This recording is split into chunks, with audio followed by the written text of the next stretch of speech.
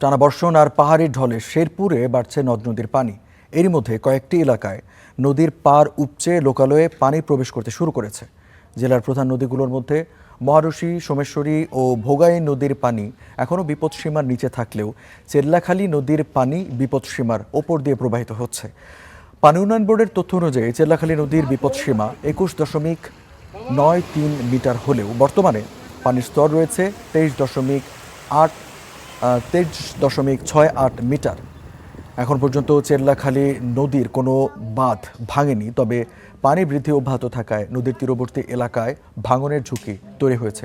পরিস্থিতি পর্যবেক্ষণে রাখা হয়েছে বলে জানিয়েছে সংশ্লিষ্ট কর্তৃপক্ষ।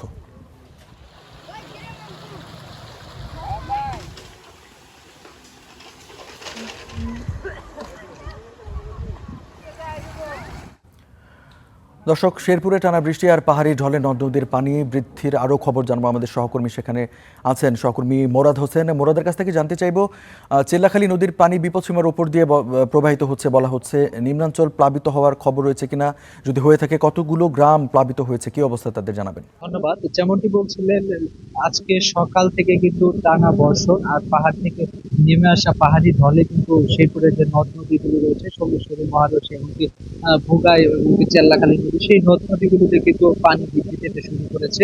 আর কিন্তু বিশেষ করে যে চেল্লাখালী নদী রয়েছে, সেই চেল্লাখালী নদীতে কিন্তু পানি উন্নয়ন বোর্ডের যে তথ্য রয়েছে, সেই তথ্য অনুযায়ী কিন্তু 21.94 পানির স্তর থাকার কথা থাকলেও কিন্তু সেটি এখন বৃদ্ধি পেয়ে সেটি কিন্তু 23.04 স্তরে কিন্তু বর্তমান রয়েছে। সেটি নিয়ে কিন্তু আসলে পানি উন্নয়ন বোর্ড আরো জানিয়েছে যে কোনো সময় কিন্তু পার ভেঙে লোকালয়ে পানি ঢুকতে পারে। তবে সকালে যে টানা বর্ষণ এবং কি পাহাড়ি ঢল, সেই ঢলে কিন্তু যে বিশেষ করে পাহাড়ি অঞ্চলে 7 থেকে 8টি গ্রাম রয়েছে, সীমান্তবর্তী উপজেলার নালিতাবাড়ি, শ্রীবর্দী এমনকি ঝিনাইগাতি।